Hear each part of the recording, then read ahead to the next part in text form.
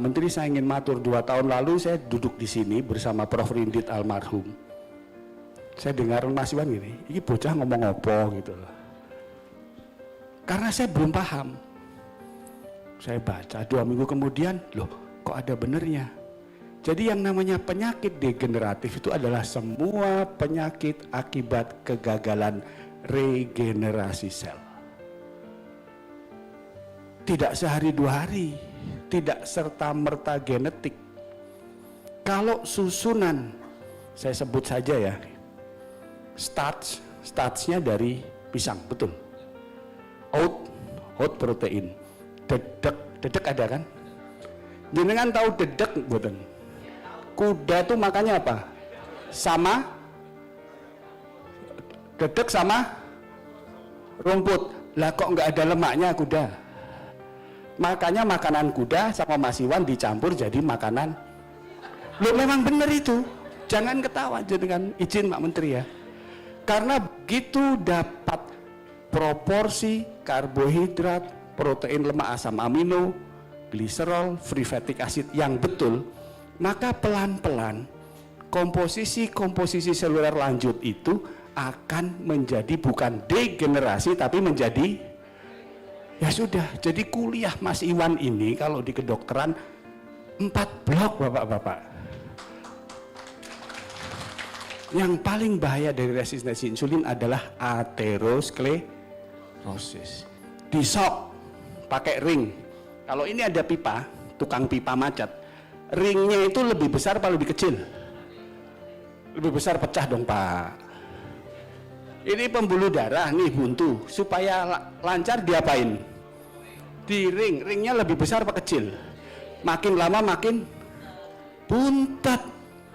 Jadi sama seperti gula, aterosklerosis kembalikan lagi dengan nutrisi seluler. Nggak usah mikir, udahlah.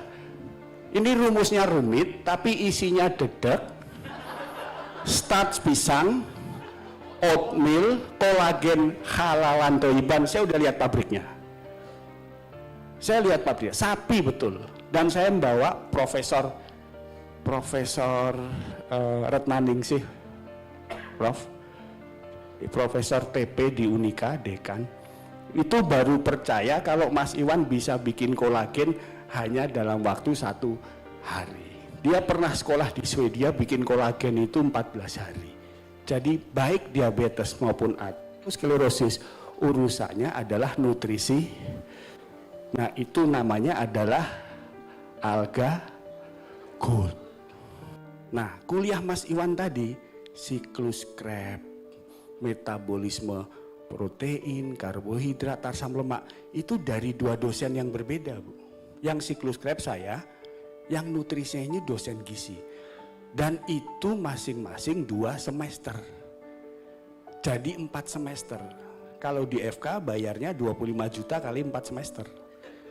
Nah, kepanjenengan diringkas Mas Iwan jadi 2 hari.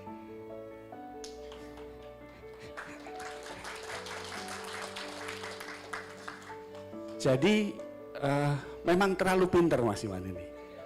Makanya kita, kemudian saya sepulang dari sini supaya ada objektivitas, saya baca. 2 bulan kemudian saya putuskan untuk menulis disertasi tentang anti kanker menggunakan alga tea. Jadi kesimpulan dari yang saya sampaikan bahwa alga tea itu memang bisa menekan proliferasi, bisa mendorong apoptosis atau bunuh diri sel dan mengganggu sinyal kanker. Itu benar adanya dan akademis. Saya sengaja pakai jas dokter bukan untuk gaya-gayaan. Untuk menyatakan ini ada dokter, pendidikannya sedang sekolah S3, menyatakan sesuatu yang akademis tentang satu temuan yang namanya alga tea.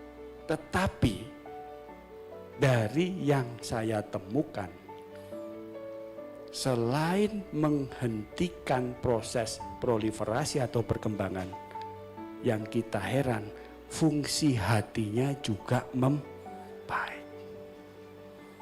Kita periksa, loh SGOT-nya kok turun, SGOT turun, yaitu karena dengan nutrisi yang betul sejak awal, kerja hati untuk memproduksi asam empedu. Asam empedu itu untuk mecah lemak. Sel itu nggak butuh lipid, Bu.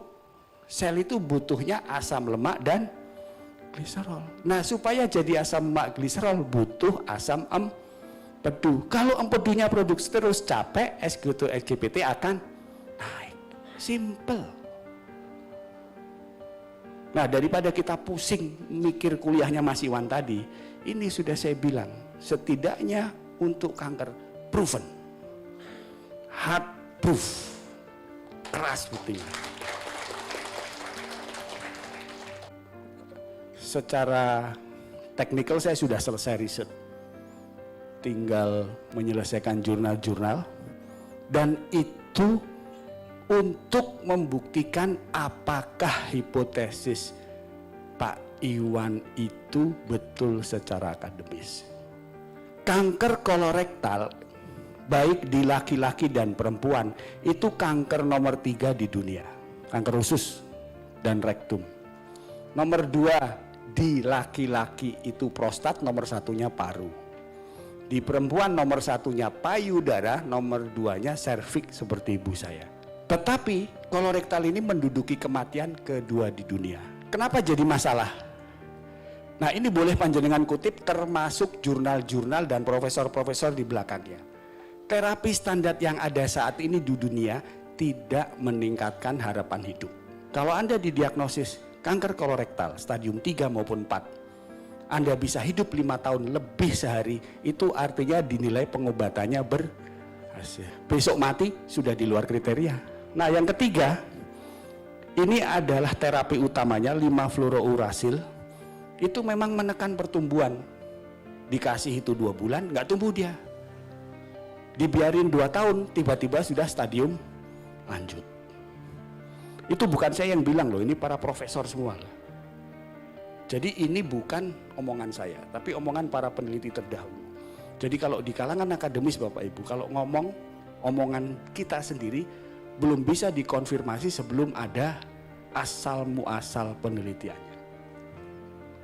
Nah, terakhir 2017 Profesor Zhu Biuliang dari Cina itu menyatakan hampir semua obat kemo itu resisten, seperti tadi insulin untuk diabetes.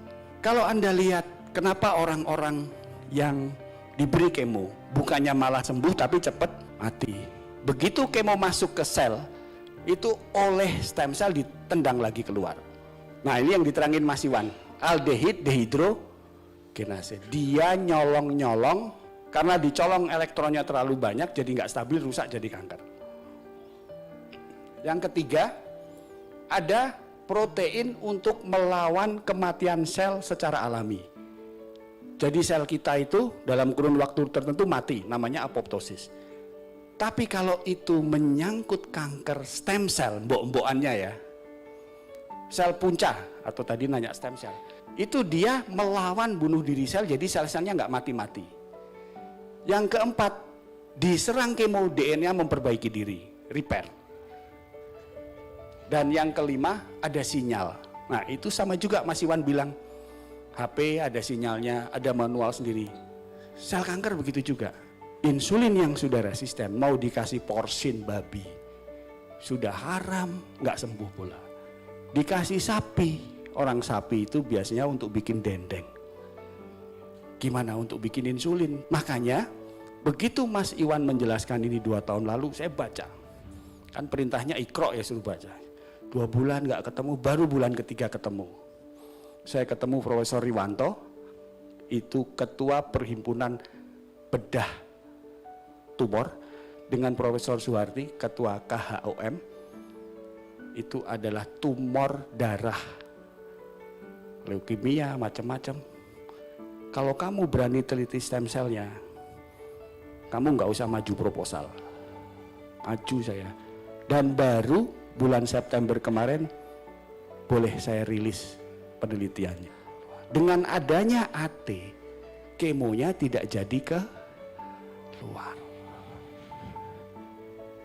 Nah, kalau ini berlaku di kolon, bisa juga berlaku di kanker payudara, bisa juga berlaku di kanker. Bukan saya yang bilang loh, yang bilang Prof. Ricci Fitiani. Jadi yang namanya AT itu, dia bisa menghambat sinyal ini. Kalau sinyal ini diganggu, dia nggak bisa proliferasi, nggak bisa tumbuh. Kalau dia ditekan insulin like, nah ini kanker loh. Tapi ada faktor protein yang namanya insulin like growth factor. Insulin like growth factor itu dihasilkan hati, dihasilkan makrofag tipe 2, dihasilkan juga oleh sel kanker. Jadi kalau insulin jenengan rendah, gulanya tinggi, itu untuk kanker jadi pupuk apa jadi racun? Jadi pupuk, Bapak Ibu. Jadi benar adanya, saya baru sadar 3 bulan setelah ketemu Mas Iwan, mengatasi resistensi insulin dengan nutrisi seluler yang benar sejak awal, itu tidak hanya mengatasi diabetes, tapi juga menghentikan pertumbuhan kanker. Jangan sudah lulus S2 ini.